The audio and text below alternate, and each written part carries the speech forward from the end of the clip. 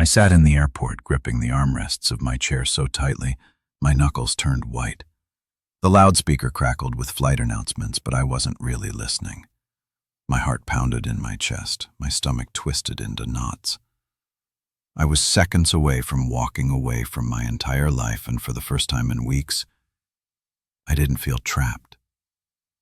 I felt free. I had spent the last decade believing I had a good life, a stable job, a house that felt like home, and a wife I loved with every fiber of my being. I never thought I'd be the kind of man who ran away from it all. But when the truth came out, it hit me like a freight train. Her name was Edith. We had been married for 7 years together. For 10, she had this way of making everything seem effortless.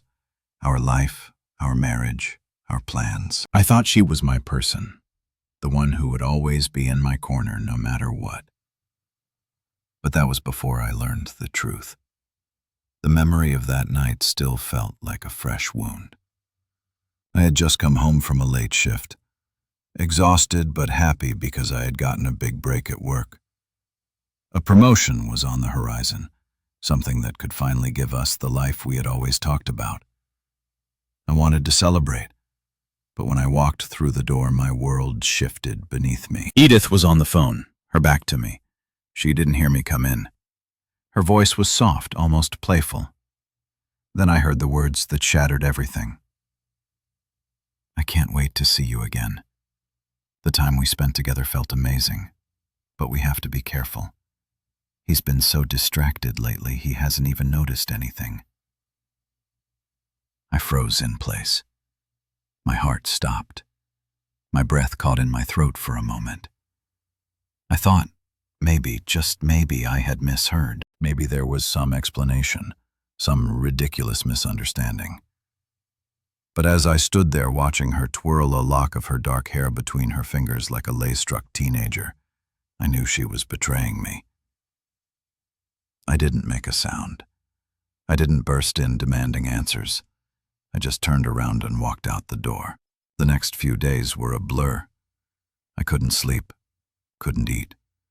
Every time I closed my eyes, I heard her voice again whispering to someone else. I tried to make sense of it, tried to understand how the woman I had built a life with could betray me so easily. Then something in me snapped. I realized I didn't need answers. I didn't need some drawn-out confrontation where she lied through her teeth and gaslit me into thinking I was imagining things. I didn't need to stick around and watch the life I had built crumble. The pieces. I just needed to leave. So I quit my job, sold my car, packed a single suitcase, and bought a one-way ticket to the other side of the country. And now, here I was, sitting in an airport, my name on a boarding pass, moments away from disappearing from the life I had once known. I should have felt relieved. I should have felt at peace. But something nutted at me, a feeling I couldn't shake, a pull I didn't understand. Then my phone buzzed. It was her, the woman who had shattered me, the woman who had thrown away everything we had. I stared at the screen, my pulse hammering in my ears. I could ignore it. I could delete her number and walk onto that plane without a second thought. But something in me told me to pick up, and so I did. The moment I swiped to answer, I regretted it. Silas. Her voice was small, almost unsure. It was the same voice that used to soothe me after a long day, the same voice that once made me believe we were forever. Now it felt like a knife twisting in my gut. I didn't say anything. I didn't trust myself to. "Are you there?" she asked again, a little more desperate this time. I took a slow breath, gripping the phone so tight my fingers ached.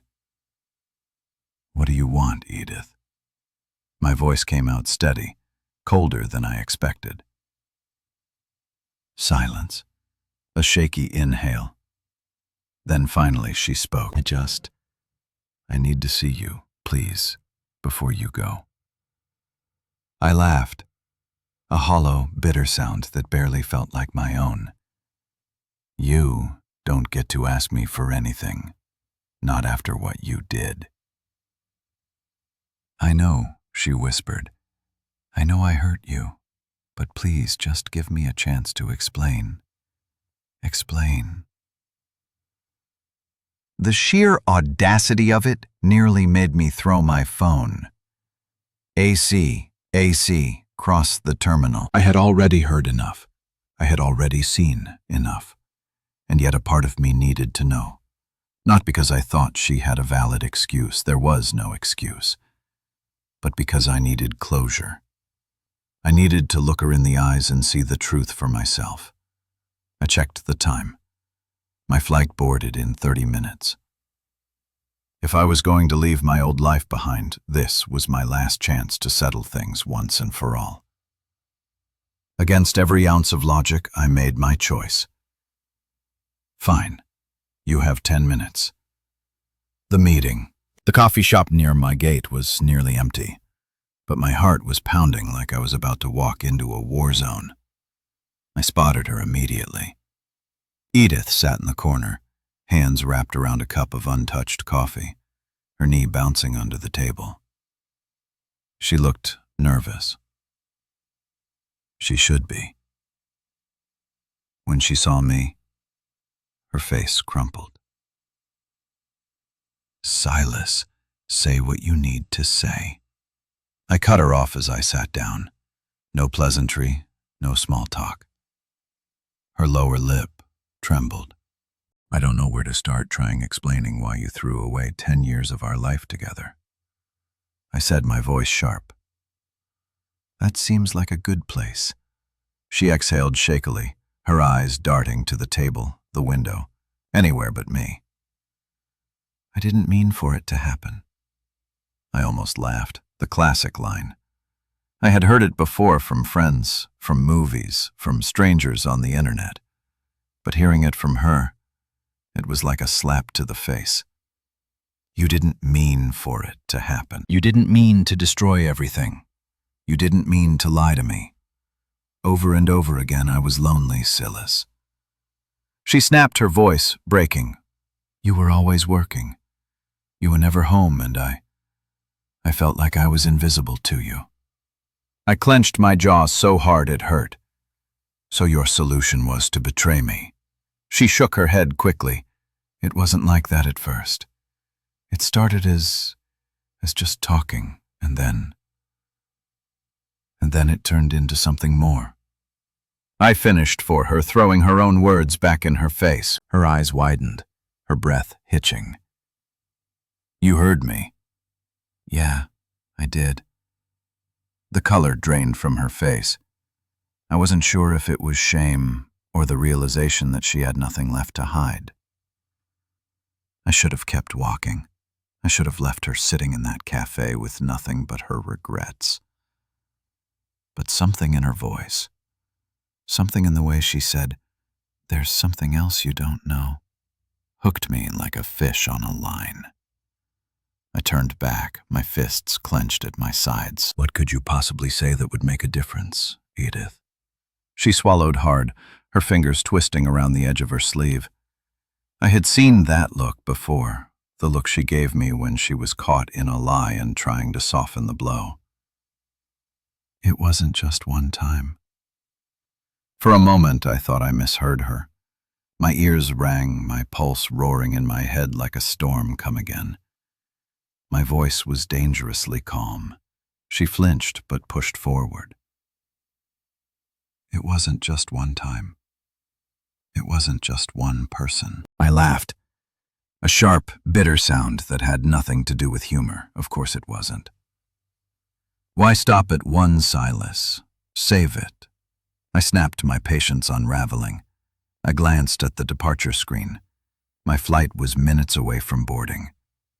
This was supposed to be my clean break, my chance to walk away with whatever dignity I had left. And now she was throwing more gasoline onto the fire. I didn't tell you because I didn't want to hurt you more than I already have. I stared at her, unblinking. You didn't want to hurt me more. I took a step closer, lowering my voice. You destroyed me, Edith. You took the one thing in this world. I believed in us, and you set it on fire. And now you're telling me it wasn't just a mistake. It was a lifestyle. Her eyes filled with tears. I didn't care. Not anymore. Who was it? I asked, my voice sharp as glass. Since we're confessing, go ahead. Give me names. How many? 2, 3 more? She hesitated. That was all the answer I needed. Jesus Christ, I muttered, rubbing a hand down my face. It didn't mean anything, she whispered. It meant everything to me. The weight of it all pressed down on me like an avalanche. For weeks I had convinced myself this was about one mistake, one betrayal. But now, standing in front of her, I realized I had been living our life for far longer than I knew. When did it start? My voice was horror. Her lower lip trembled. A year ago. My stomach twisted. A year. I clenched my jaw so hard it ached. I hope it was worth it. She shook her head violently. It wasn't Silas. I swear if I could take it back, but you can't. I interrupted. You made your choices. Now you live with them. I turned away, forcing my legs to move toward the gate. This time I wouldn't stop. I never stopped loving you, she called after me. I didn't look back. That's not love, Edith. And with that I walked away, or at least I thought I did, until I saw the man waiting for me at my gate. A man I knew all too well. As I approached my gate, I spotted him immediately. No, it couldn't be. Not him. He was leaning against a pillar, arms crossed, watching me, with the kind of expression that sent a sick feeling crawling up my spine. A mixture of guilt and something else, something I couldn't quite place. Darren, my best friend, or at least the man who used to be my best friend. I stopped in my tracks, my suitcase handle digging into my palm. A slow, cold realization spread through me like ice water in my veins. You've got to be kidding me. My voice was barely above a whisper. He straightened his jaw, tightening Silas. I shook my head. No, no way. Not you. He took a step forward, his hands raised slightly like I was some wild animal. He didn't want to spook. I need to talk to you. Talk to me. I let out a sharp laugh. Oh, this just keeps getting better. Let me guess. You're here to tell me you're sorry that you didn't mean for it to happen, that it was a mistake. His lips parted slightly, and for a moment, I could see the flicker of hesitation in his eyes. That was all I needed to confirm it. It was you. His shoulders sagged. I took a step closer, my blood boiling under my skin all this time. My own wife, my own best friend. It wasn't like that, he said quickly. Then tell me, I snapped. Tell me exactly what it was like. Darren, enlighten me. He exhaled sharply, running a hand through his hair. I swear to you, I never planned for it to happen. It just does. I cut him off, my voice dangerously low. Do not feed me the same pathetic line she did. I had given this man my trust. He had been in my home, at my table, celebrating holidays and birthdays with us. I had confided in him, turned to him when I needed advice, trusted him with everything, and all the while he had been sneaking around with my wife. How long? I asked, my throat dry. Silas. How long? He swallowed hard. 8 months. I clenched my jaw so hard I thought my teeth might crack. A year of lies from Edith, 8 months of betrayal from him. I had never punched anyone in my life. I had never been the kind of man to lose control like that. But in that moment, my fingers twitched, curling into a fist at my side. "Go ahead," Darren muttered. "I know I deserve it." I took a slow, deep breath. He did deserve it, but I wasn't going to give him the satisfaction of thinking he could make this right with a single punch. He didn't get to walk away feeling like he had paid his dues. "You don't deserve anything from me," I said, my voice. Even he looked down, shame flickering across his face. I didn't want it to happen this way. "And yet here we are," I cut in cold. "You made your choices just like she did." The gate attendant made an announcement calling my flight for final boarding. This was it, the moment I had been waiting for. The clean break, the chance to leave it all behind. But for some reason I couldn't move. I had spent weeks convincing myself that leaving was the right choice, that disappearing from this mess was the only way to find peace. But now, staring at the man who had betrayed me, I felt something else. I wasn't done yet. "I'm not getting on that plane," I said quietly. Darren frowned, but I let out a slow breath. "I'm not running away. Not yet." Because for the first time since this nightmare began, I realized something. I didn't just want to leave my old life behind. I wanted to end it on my terms. I stood at the gate, my boarding pass clenched in my fist. The overhead speaker repeated the final call for my flight, but I wasn't moving. Darren was still standing there watching me like he expected me to throw a punch at any moment. Maybe I should have. Maybe I still would. "You're not getting on that plane," he said, almost like a question. I exhaled slowly. "No, I'm not." For weeks I had thought the only way to move forward was to escape, to erase the past by physically removing myself from it. But now, staring at the man who had played a hand in destroying my marriage, I realized I had unfinished business. "I need to talk to her again," I said, my voice tight. Darren tensed Silas. "Man, don't I cut him off? You lost the right to tell me what to do, the moment you crawled into my bed while I was at work." His face twisted with shame, but I didn't care. I turned on my heel and walked away, ignoring the final boarding announcement, blaring overhead the next time I left. It wouldn't be because I was running. It would be because I had nothing left to say. The last conversation. I found Edith where I left her, sitting in the coffee shop, her fingers picking at a napkin. When she saw me, her eyes widened in shock. "You didn't leave?" she asked with her voice, barely above a whisper. I pulled out the chair across from her and sat down, leveling her with a look. "Not yet." Her hands trembled slightly as she set the napkin down. "Why?" I leaned forward, my elbows on the table. "I need to understand, not for you, not for closure, for me."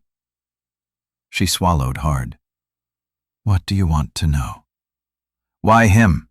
I asked bluntly. Her shoulders slumped. "I don't know." I scoffed. "Not good enough, Edith." She flinched at the sharpness in my tone, then took a deep breath. "Because he was there."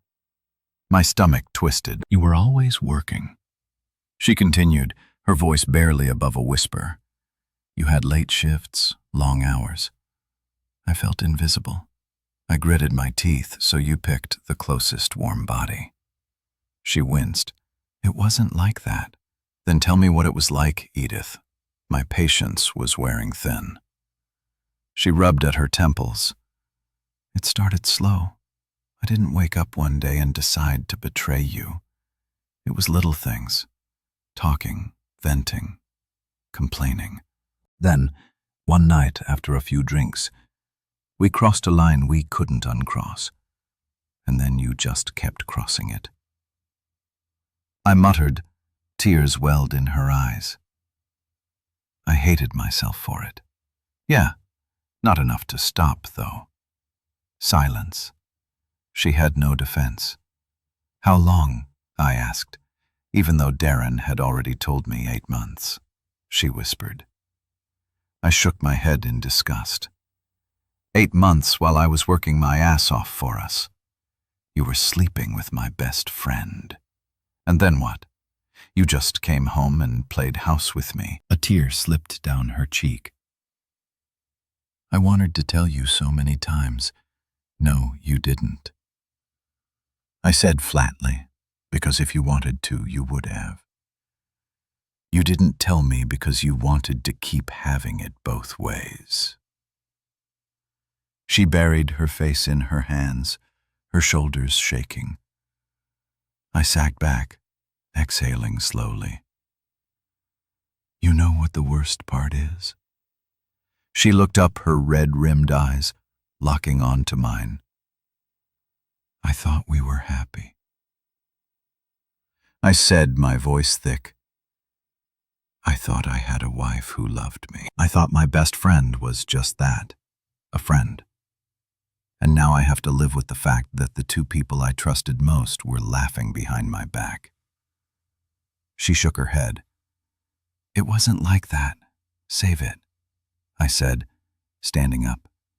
You got what you wanted. Now you get to live with it. I turned to leave, but she grabbed my wrist. Silas, wait, she begged. I yanked my arm free, looking down at her one last time. Goodbye, Edith. And this time I meant it. I stepped out of the coffee shop, my pulse still hammering in my ears. The weight on my chest should have lifted. I had said my piece. I had gotten the truth, no matter how ugly it was. I should have felt free, but I didn't. I had spent weeks thinking that leaving was the only answer, that disappearing from this mess was the only way to get my life back. But the second I walked away from Edith, something in me knew. This wasn't over. Not yet. As I made my way through the terminal, my phone vibrated in my pocket. I pulled it out expecting yet another desperate message from Edith, but it wasn't her. It was Darren. Darren, I know you hate me, but there's something you don't know. We need to talk. I nearly laughed out loud. Another secret. Was there even anything left to hide? I typed out a response with shaking hands. Me. I don't need to know anything else. You both did what you did. You destroyed everything. What more is there to say? His reply came instantly. Darren, she lied to you about something important. Please just hear me out. I stared at the screen. Every instinct screamed at me to ignore him, to block his number, board the next flight out and erase both of them from my life forever. But that damn feeling, the same one that made me pick up Edith's call in the first place, was creeping back in. What was she still hiding? I clenched my jaw, took a deep breath, and sent one final message. Me, you have 5 minutes, no more. The last betrayal.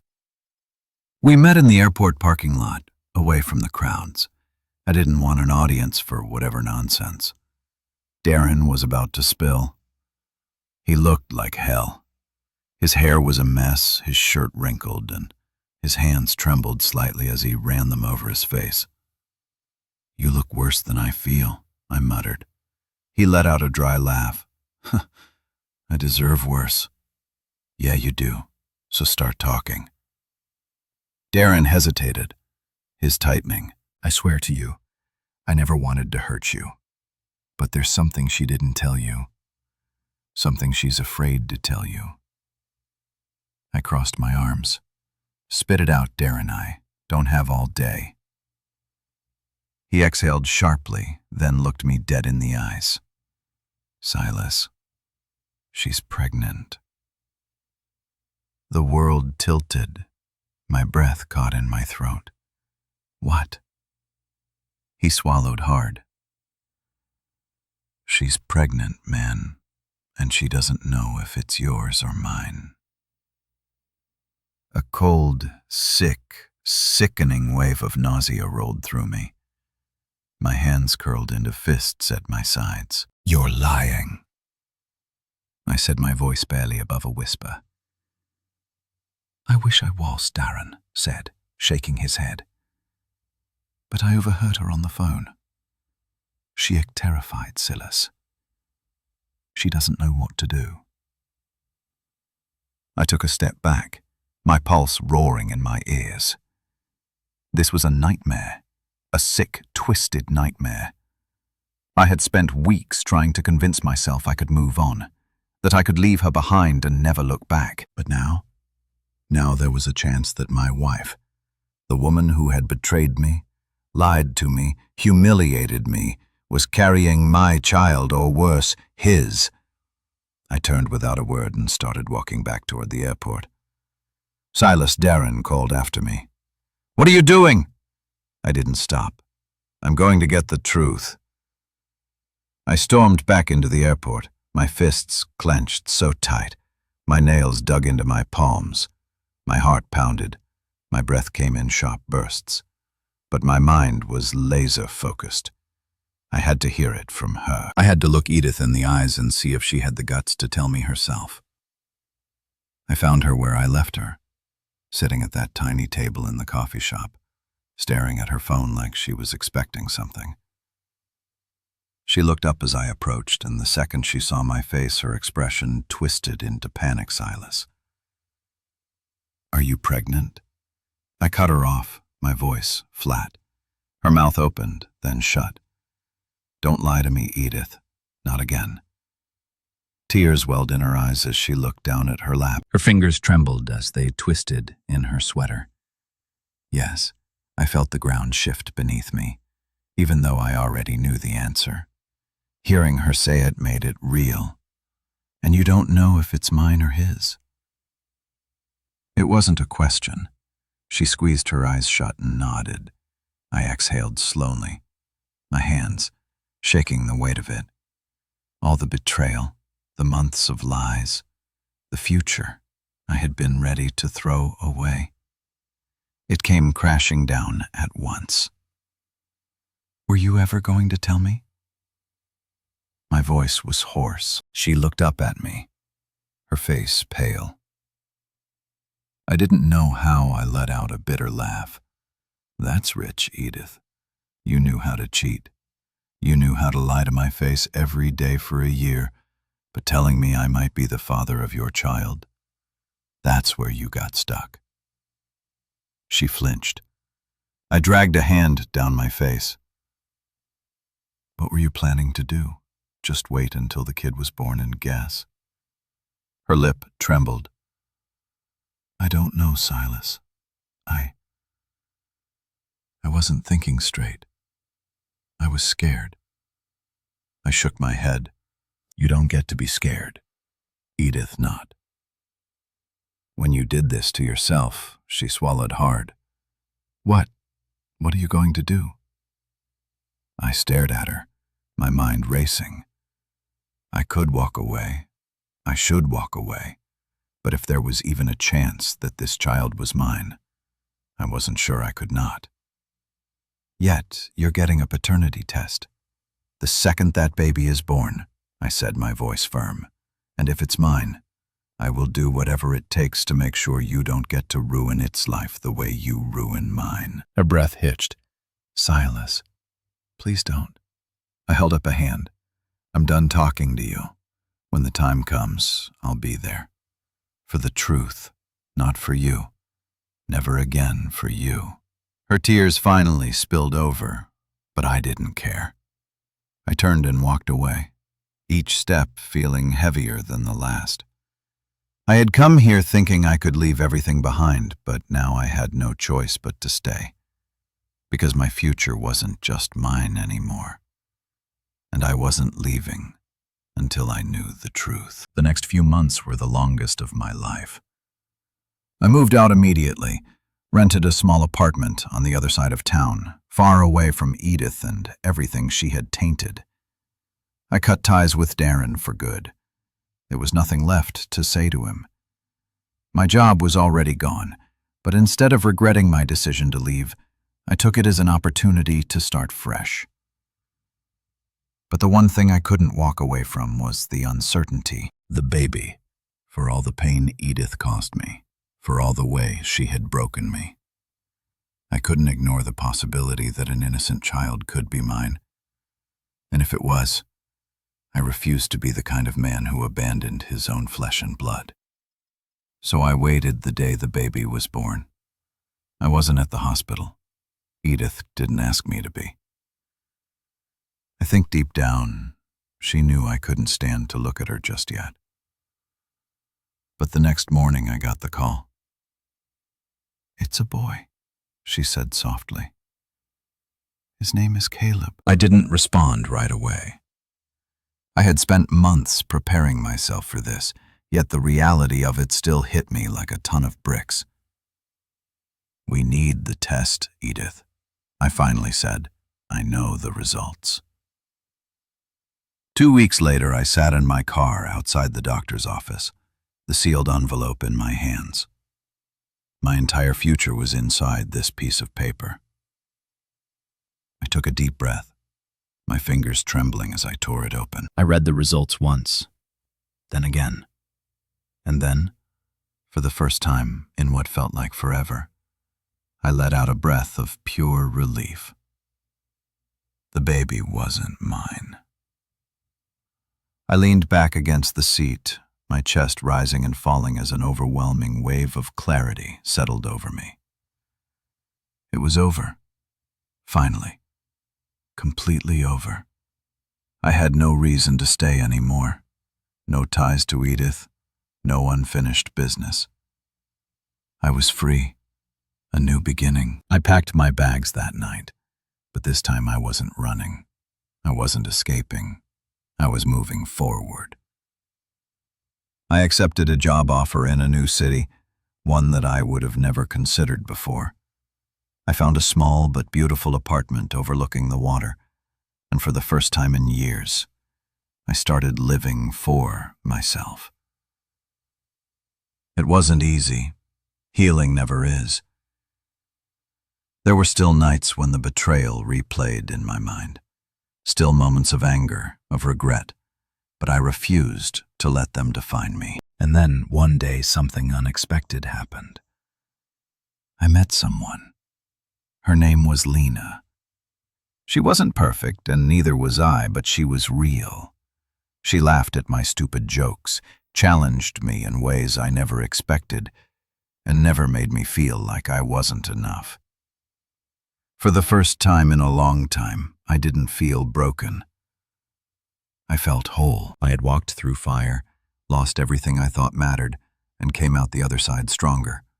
And as I stood on my new balcony, watching the sun set over a city that was finally mine, I realized something.